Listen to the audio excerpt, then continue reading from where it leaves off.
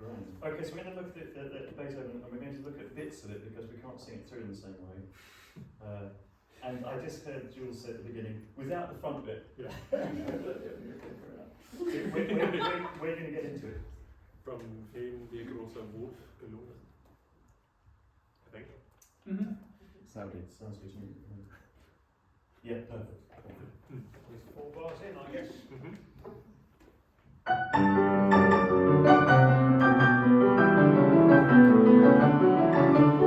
Wenn die große Wurf gelungen, eines Freundes Freund zu sein, der ein holdes Weib errungen, mische seinen Jungen an, der auch nur eine Seele seine auf der Erde ruht, ob der Segen kommt, der stillen Beinen sich aus diesem Mund.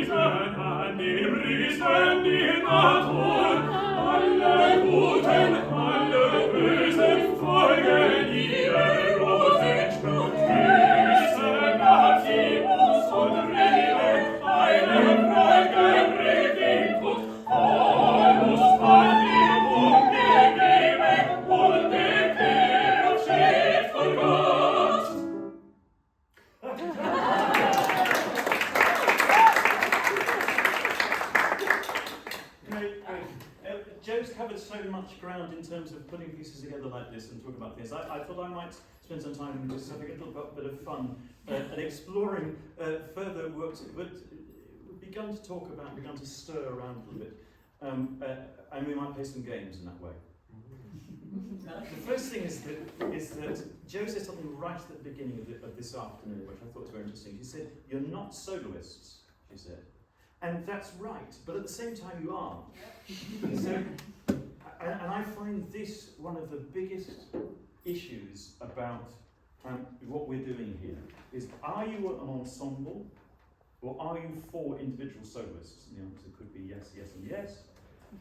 And dealing specifically, have you met each other? Just now. Yeah. Okay. Well, again, sort of internal, but kind of bits of the air, and we just met or some stuff. It fascinates me how we go about putting such a piece together. In this country, famously, if this is an amateur or semi-amateur gig date, it's likely that you will be rehearsing this in the afternoon on the day. If you're really lucky and there's an extra 50 quid in the budget, you might have a piano rehearsal with the conductor beforehand. But generally speaking, the whole thing will be put together at the last minute, and you just kind of say, hello, and then you're in. If you're elsewhere, or in a more professional environment, you might have a day, maybe even 2, but you might have a day to meet and do all of this. Hello, hi, and we're going to do it like this.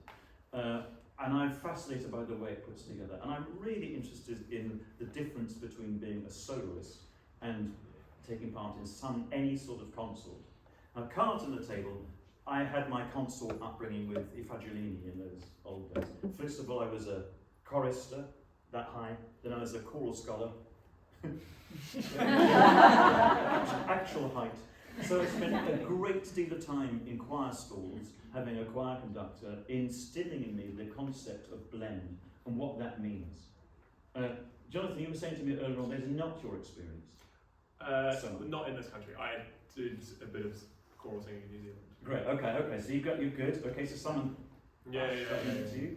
And Sam, what about you? I wasn't a boy chorister, so I never kind of had whatever that is drilled into me. But I did start as a choral singer later on. Right, so you've had that experience again in choirs, and so again you can spend your time blending and understanding of that, knowing where to put T's and S's, knowing what the half beat, all that sort of stuff. Yes, Daisy?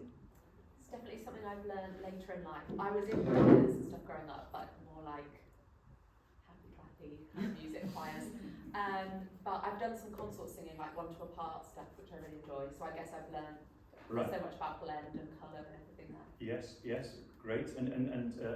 Yes, I would have done at uni. Yeah, we would have done a lot of one voice per part, so a lot of shuts and so it was definitely useful. Yeah. Yeah. But with both of the upper voices, much more recently than possibly the men, is that fair? Yes. Yeah. I would have been in choirs, but Yeah. not kind of not high standard until uni. Yeah. Same. Clearly, with the number of female choirs at universities around the country, that is changing. Certainly from my generation, it was very often that the upper voices didn't have 15 years worth of choral experience behind them that we benefited from. Now that's changed and it's great. But if you do this sort of thing on the continent, maybe, or elsewhere in the world, it's quite possible that other people you're singing with have never sung in a choir at all, or at least not for decades. And so they come at this whole thing with a soloist mentality. And the soloist mentality, of course, is that we were talking about you're the man, you've got the bit, right? So the soloist mentality is I have the bit the entire time. I am the most important part, and I will sing from that way. And if my colleague is slightly nearer the audience than I am, then I just take a step forward and take the audience, and so it goes on. So look, I just wanted to make that point because game number one is I'd like you to do exactly the same part that you've just done. I'd like to get on to the last bit because that's where all the fun happens. But I'd like to look at this, and the game is this. In this room, there is an international agent who's ready to book you for about 9, but he's only going to book one of you. And could you just ensure that it's you, please? Here we go. Hang on.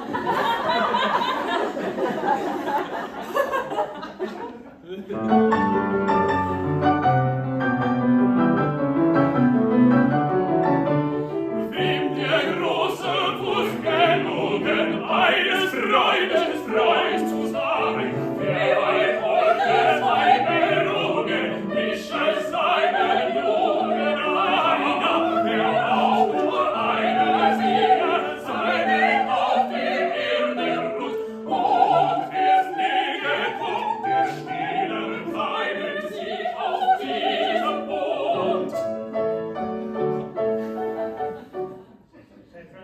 You've got to keep going. Yes.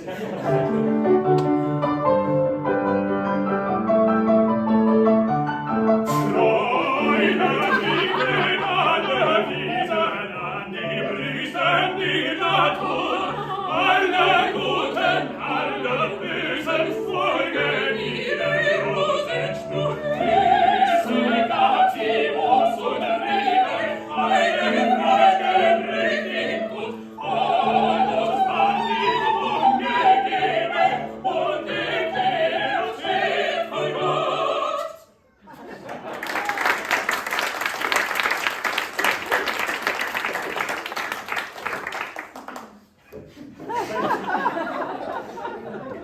I've been in that show. From which we learn, it's not a competition. Brackets. Oh yes, it is. It's not a competition, but. So, this is the area that intrigues me a lot about today, particularly what we've just seen and what we're seeing with this piece is to what extent do you sublimate your soloistic instincts to take part in a quartet, and to what extent do you do that when someone else in the quartet is not playing by the same rules? Yeah. And this is just something that we have to negotiate a lot, and for better or for worse. Something else we find about this particular part is that you were saying about the alto parts earlier on, and Beethoven has given you, Daisy, a part for it's just short of just hi. That's pretty stuck in the middle there. Yeah. It is what it is. You have during the course of this movement, you have 2 or 3 bars. But on the other hand, the other side of that is that any time a Beethoven 9 gig comes in, you just think, yeah, bing. It's almost as good as is it Christopher Ludwig who recorded the last movement of the creation? Yeah. Yes, Christopher Ludwig. So as you know, that's an oratorio for 3 soloists, except in the Amen. There are 4 lines. Yes. I think Christopher Ludwig got that gig. Anyway, I don't. And just to deconstruct that further, you were all aware, I'm sure, of the techniques that the 4 of them used, and Sam in the middle particularly, because his part is so high-line. He's thinking, I've got this. Because he can sit up there and just dominate the texture in a way, therefore, that for tenors, knowing that if you're not going to play that game, if they're going to play the game of being a considerate colleague, knowing that any composer, and Haydn was doing it a little bit earlier on, in comparison to where other voice parts are, just in their tessitura, sometimes the tenor finds itself quite high, and you can choose to dominate, or you can choose just to cover it whenever necessary. Yeah. Also, both of you really using your text. Sam, you were using your face and engagement with that soul. That's great. The way you come in on the syncopated offbeat there. Setting that up with the consonants really super early for real clarity. The text then comes flying out.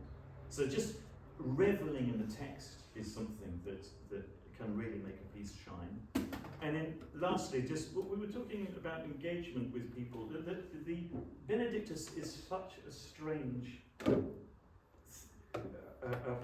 piece to offer in this situation, because all my usual class tricks about meaning, about engagement with people, doesn't work in a liturgical Benedictus.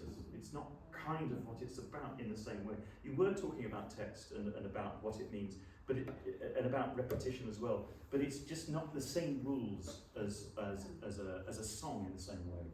So here, this isn't liturgical. This isn't operatic, and I find myself uncertain as to what extent then I'm expecting you to come and get us. It's very exciting when you did, but nonetheless, another piece about this piece in particular, it goes back like the clappers, except for the last bit, but this bit, and part of the job is hanging on. Particularly, Daisy, when you join halfway through, and you've just got to climb aboard a train that's moving so fast. And everything that Mark was saying about breath and attention, you're going to be breathing so far in advance, so you just step on, and there you are. Yeah, all right. May we just fast forward before I play any more games? May we just fast forward to the next sections that you said.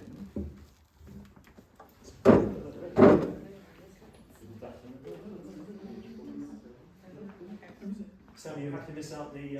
Yeah. John over to the hits by one.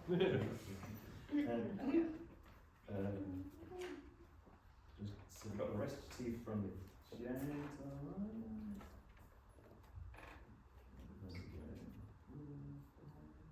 So we've got the. I have to do the spoiler. Yeah, lovely.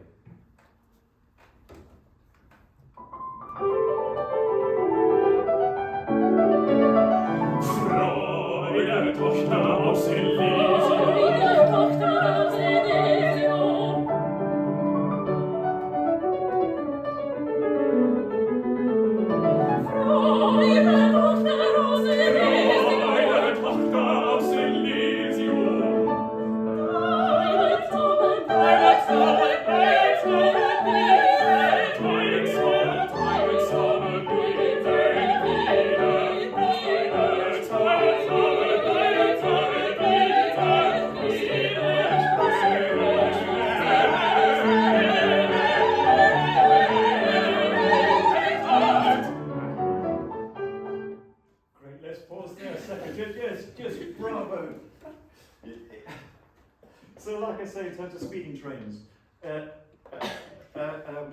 particularly that last section when you've got the choir singing under you as well, but unfortunately not in this section, not doubling you, because at those moments you just think, oh, thank goodness, and just back off. But here you're just particularly using it, just sitting at the top of texture, and it's crazy. It's crazy.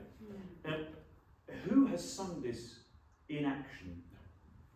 Yeah, you don't want to? With piano, double piano. Oh, Not with right. orchestra. Oh, okay, interesting. I didn't know that. I didn't know it was a thing. That's great. Is Litz? Oh, yeah. yeah. Just arrangement. Sure. Well, that's great because then everybody's watching the pianists. Just going We're just over there. But this is one of those pieces, and there are several that you don't want to do ever for the first time.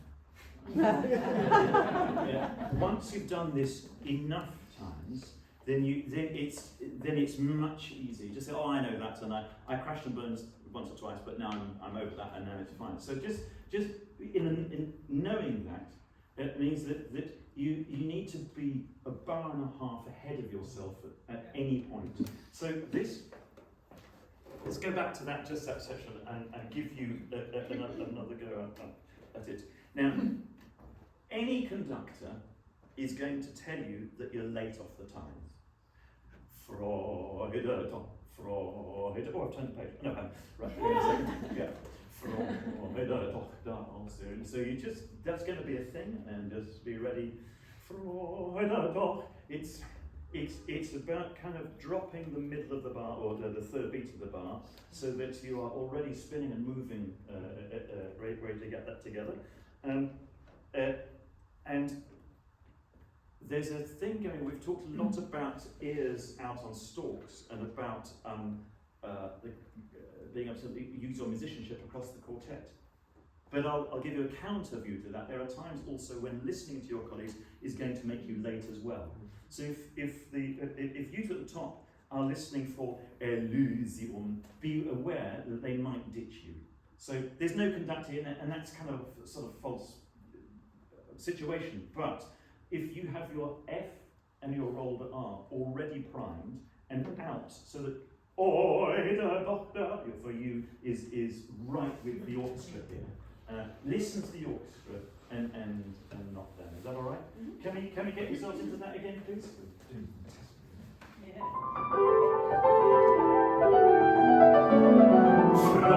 Freude, Tochter aus Elysium.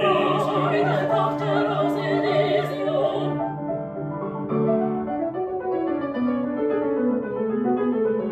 Freude, Tochter aus Elysium.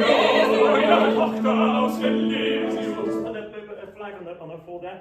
First phrase, brilliant, and just as I'm a conductor, I'm so happy. I'm thinking, my goodness, I've got singers who can sing in rhythm here. How wonderful. Now, the second phrase, I just had a flag there because I heard you breathe late. Yes, I did. So, part of that is knowing the piece so well that you go, oh, I know this bit, Freud, and it's just happening already, rather than where I am is 1, 2, 1, 2. Right. So just know that that's going to be a thing. And I'm saying, as Richard's working through this, I'm going, breathing now. Okay, so can we go from the exact same place, and we'll just get the breath all lined up. Guys, you were fine because you've got a bit more warning from there. Okay, here we go.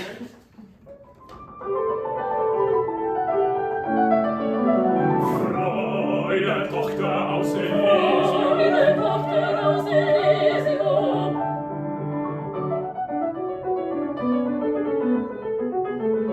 Freude, Tochter aus Elysium. Freude, Tochter aus Elysium. Great. Let's just pause there a second and give you a chance to recover. That's great. That's cooking. I'm hearing something about on Elysium.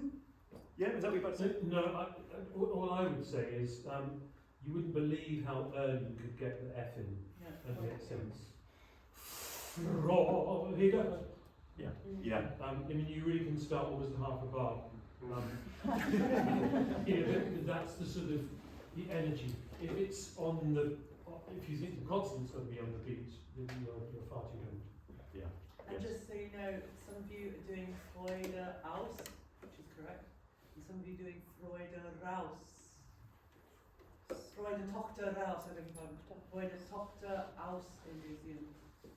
the golden, the holy grail is to sing a word begins with a vowel without a glottal stop. So it isn't Freude, Tochter, Aussehen, they don't want to punch it or anything, but Tochter, Aussehen, you want something that's going to be clearly separate. But it can't be Tochter Raus. Yeah, exactly. That's what I'm saying, it was Tochter Raus. Tochter Raus, Which is yes. a whole different. Different word. And I'm hearing different versions of Elusi. So in this, it's spelled E-L-I-S-I-U-M?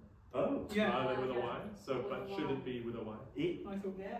Yeah. It is. Why doesn't it not in German? Yeah, It well, said the Germans didn't have what to do with it. Yeah.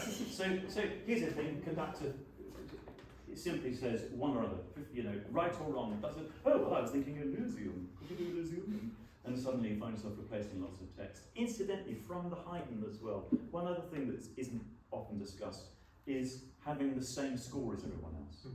And that's just not going to happen. We're going to have loads and loads of different scores, that's the way it is. And you could save yourself a lot of time by writing bar numbers in if necessary, if you don't have them.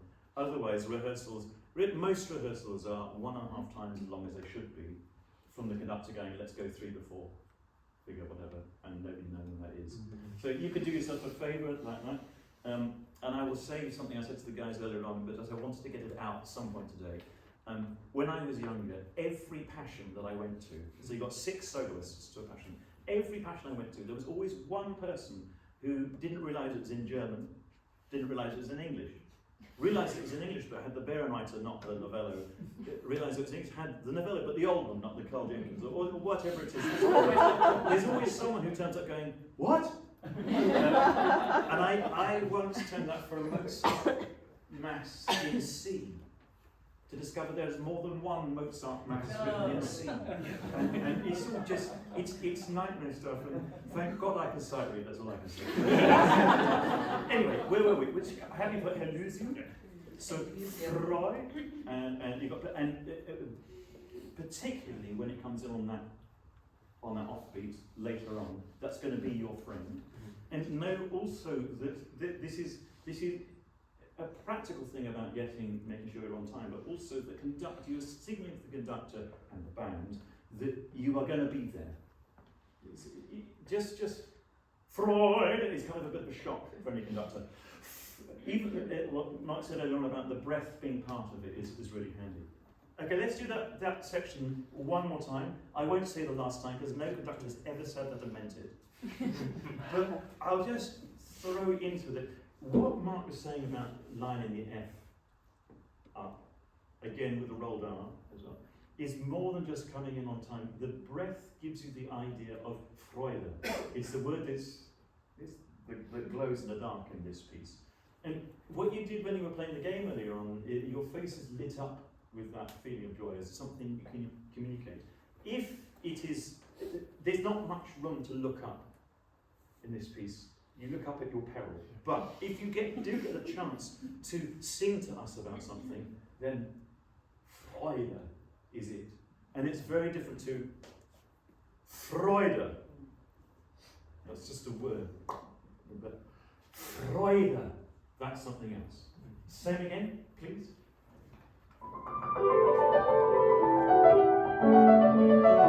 Freude, Tochter aus Elysium. Freude, Tochter aus Elysium.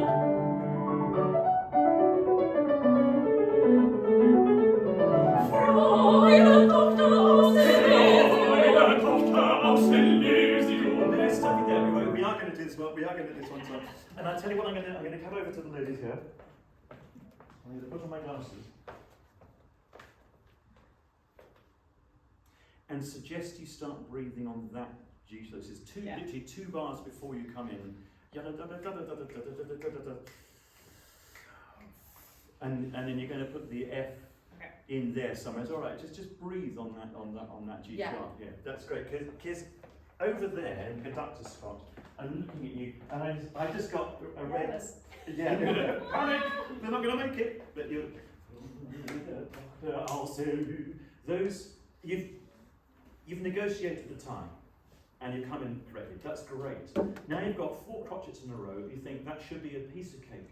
What happens is each crotchet is just slightly longer than the one before. Freude, Tochter aus Elysium, and then it's lost its balance. So Colin Davis loved singers being ahead. He loved it, and all this great stuff. Just drive. Here we go. Right.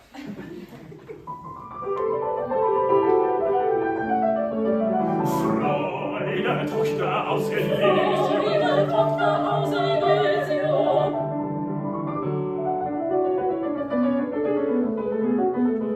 Freude, Tochter aus Elysium. Deine Zauber, Deine Zauber, deine Zauber,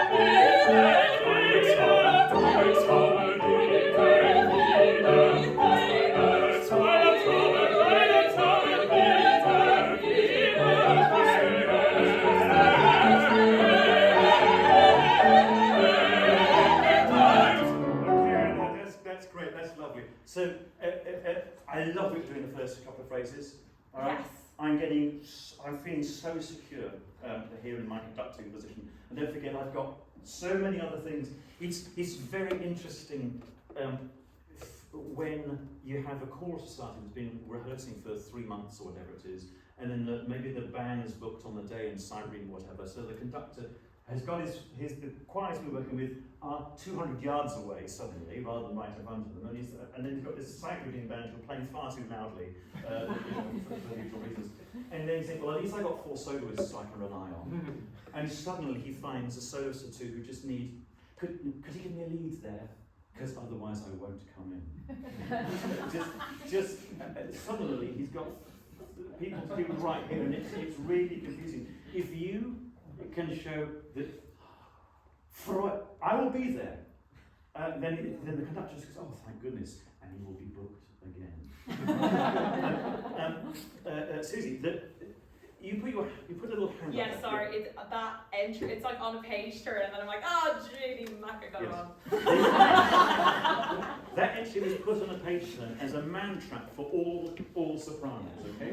So all sopranos have at some point gone, oh! Now you know that man trap is there, and you've written PTO, yes.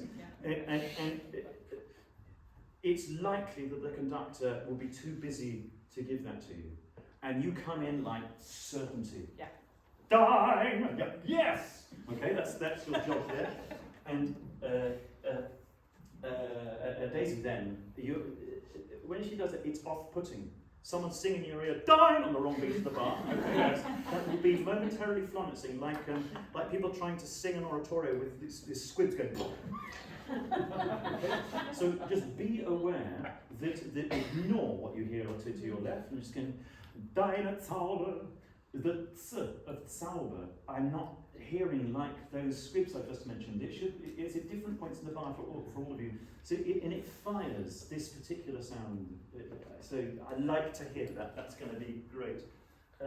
Now, these 2 pages, I just love the fact that it's a mess of chaos, and then geteilt suddenly, which is what it's there for. That's a great word to meet up on. But in that time, you can do yourself a favour. Remember the game earlier on where the idea was just to dominate the texture. Now, if we could be a bit more sensible about it, not only can you look vertically and horizontally, as Joe was saying earlier on, to see are you doing something that's really necessary to come out of the texture. That's the first question you ask. The second question is, are you doing something, particularly at the top there, Susie, but also you two sound, all 4 of you, no, 3 of you, Daisy's going to be fine in the middle. The 3 of you, are you doing something that's going to cost you vocal effort? Because you've got a recital tomorrow, and then you've got 2 more Beethoven's and other stuff. You're on a tour, all right? And you've got 6 of these dates in a row in different parts of Europe, and you've got to travel to each one. And part of you is going to make sure you look after yourself so that you're there for each one of them. So you start looking for things, for features. You say, I'm going to bring that out. So Sam, I'm just imagining you. Deine Zauber, wieder. I like that bit you think to yourself. I'll bring that. Wieder, was die Modersprechen. Die Modersprechen. I'm hardly going to sing that. In fact, D, Jonathan can be the same note as you. So there are bits that you can rest this very. So choose your moment to just come out of the texture and fly for a bit, and then back off and sing for yourself. Susie, for you, all right. This is I've got letter S. Are you looking at letter S as well as you've got letter S? Yes. Oh, very good. Okay, that's what I said earlier on about having the same edition. Yeah. That's just a weird phrase. Yeah. It's Beethoven doing his thing. In the middle of that bar, that you're just going to flick through that. You're doing that. You're doing a beautiful thing there already. Then he's written you 3 sound in a row. So we hear each of those A's. Okay. Not that much else. You don't need to worry about too much else. So choose what you want us to hear and be there and shine and the rest of it, and then cut tight and then and draw it together. Okay? Do you mind picking it up from? Well, I'll tell you what. Let's do that all again if you don't mind. Sorry to make you a bit because I was going to pick it up from Bennett, but that's horrible. So.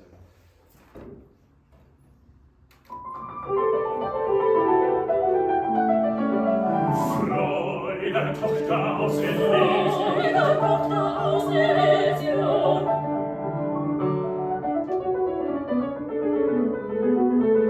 Freude, Tochter aus Elysium. Freude, Tochter aus Elysium. Deine Zauber, Deine Zauber, deine Zauber,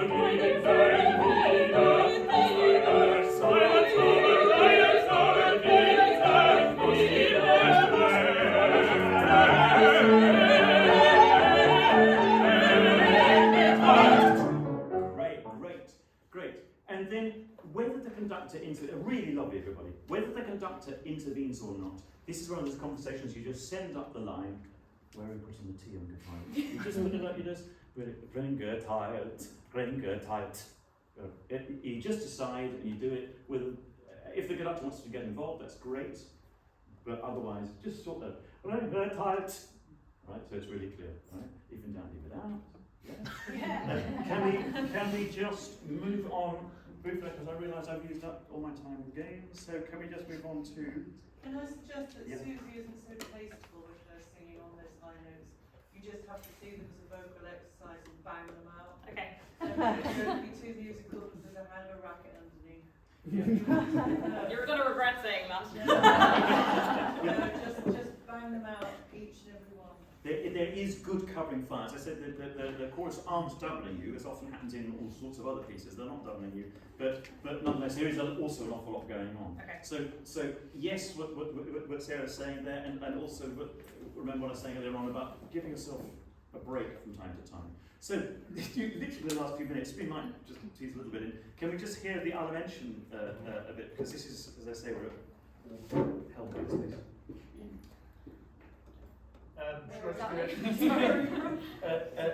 Three bars of chorus proceeding. Yeah. Before we do, is there anybody in the room who knows how to conduct this? I just need someone to help them through the adagio because it's almost impossible to do. Keith, would you mind just throwing me down literally for that bit? Yeah. It's a bit unfair to. It's like driving at 60 miles an hour and suddenly hitting a wall, and you're going a quarter of the speed. And it's just very difficult to negotiate without someone just to. And you can leave them after that with less but yeah. Thank you.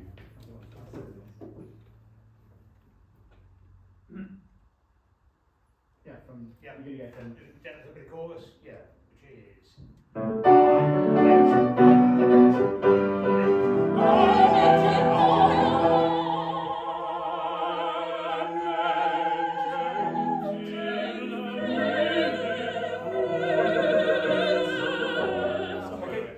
It's a normal performance. Yeah. So it really does. It's instantaneously slower, and you are beating in. Was those four? Yeah. And so believe. Okay. How about again? From the chord. Yep.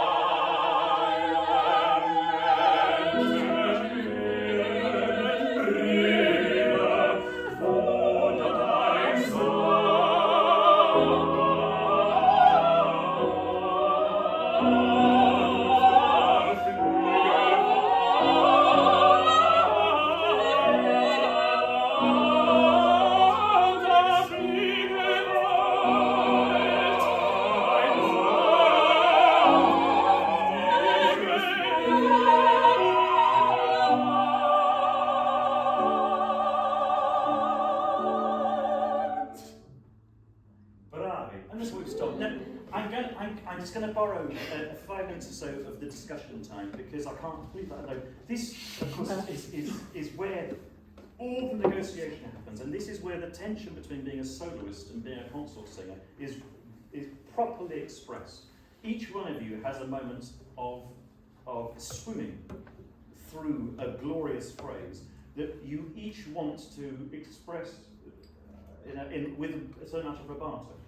And you can only do that if your colleagues, first of all, just negotiate their sound a little to make sure you can come through, particularly you, Jonathan, the very often there. But you'll see you two, Daisy, singing in sixths with Sam, and Sam's much higher in his voice than you are, so Sam, you just need to know that, and you know, whatever. And you have this beautiful swimming, but together, so that's weird. So let's try that once again, please. And then now this is just listening to each other. Feel free to take the time you want, but only if the others are listening. Nightmare stuff. Here we go.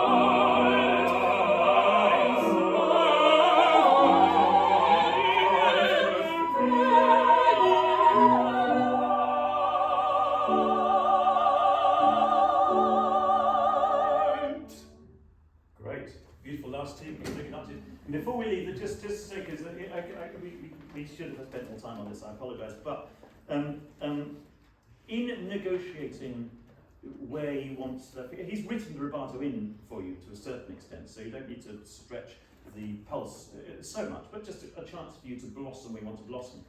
In doing that, you also need to be aware where other people are breathing. So Daisy, you can hear that just as Susie's going up to her top note there, and she's found a way to do that in one arc, one breath, you need a breath of your own there. The two of you just need to know that, and then you can accommodate it. I love at the top of your voice, Sam, you get a Flügelweit, and it's beautiful to hear those words in the midst of all this melisma, to hear that text suddenly ring, and then off you go away again. Susie, just watch on the page turn. I think Elemention. You see what that is? Yeah.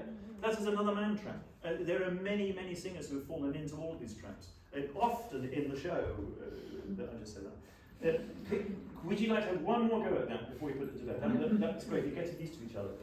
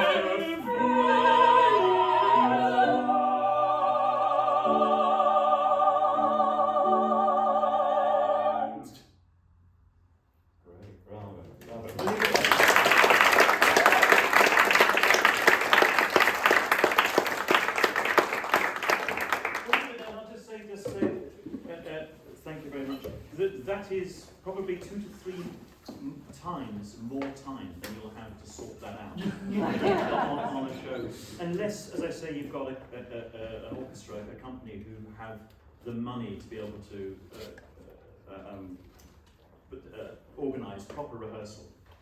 Otherwise, a lot of that stuff, it depends, but a lot of that stuff you will really have to be able to sort out between each other.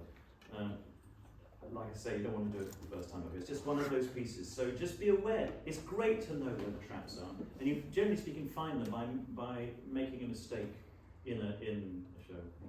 And it just means that next time think, right, I won't do that again.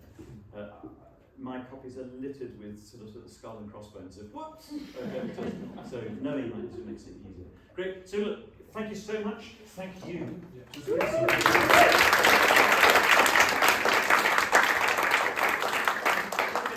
We're going to set up for a little discussion. We're just, if you want us a few minutes just to get some air or some water, bathroom out of the moment.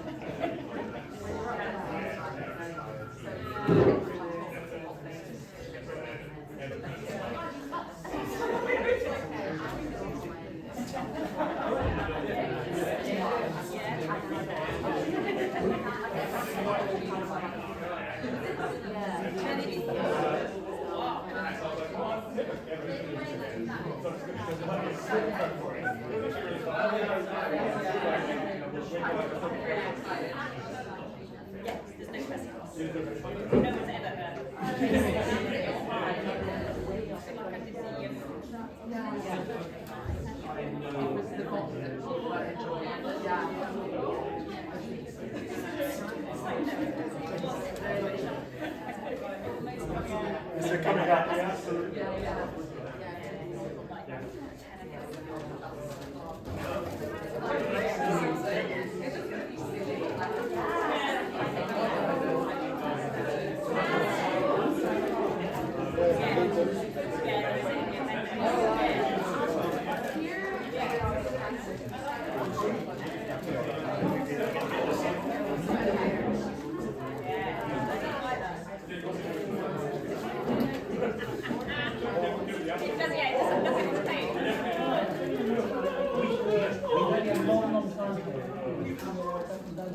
Yeah.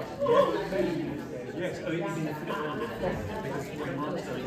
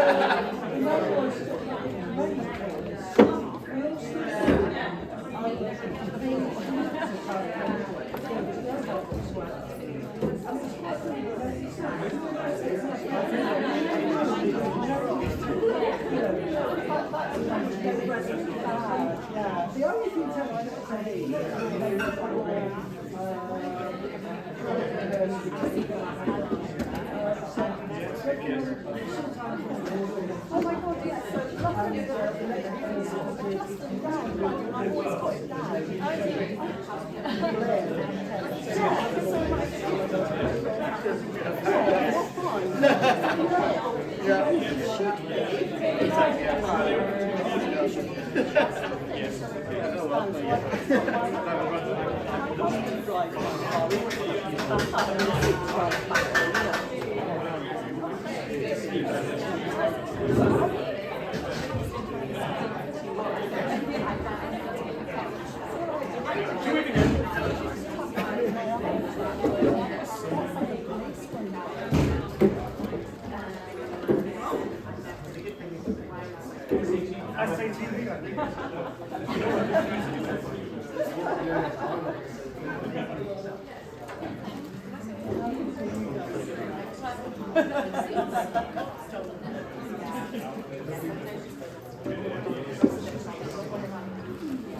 Are you on?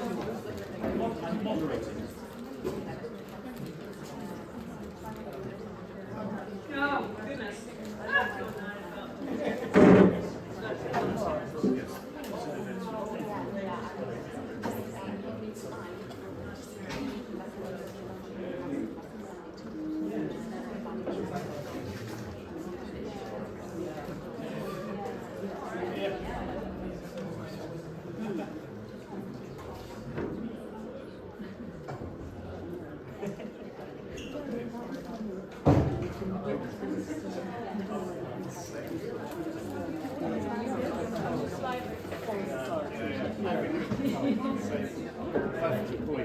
Yeah, and it's really nice to see.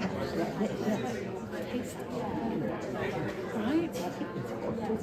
Terrific, terrific. But I really knows how to work with voice. Yeah, I Really know how to work with voice. no clue. Yeah, it's weird. It's such an amazing place with so many other ways. Yeah. I guess because it's like, it's quite an extroverted thing to write for the voice. Like, I feel like you have to be really like, in touch with your physicality. And maybe there's something in Beethoven that maybe because of the deafness or something that he Well, wasn't. later, right? I don't know.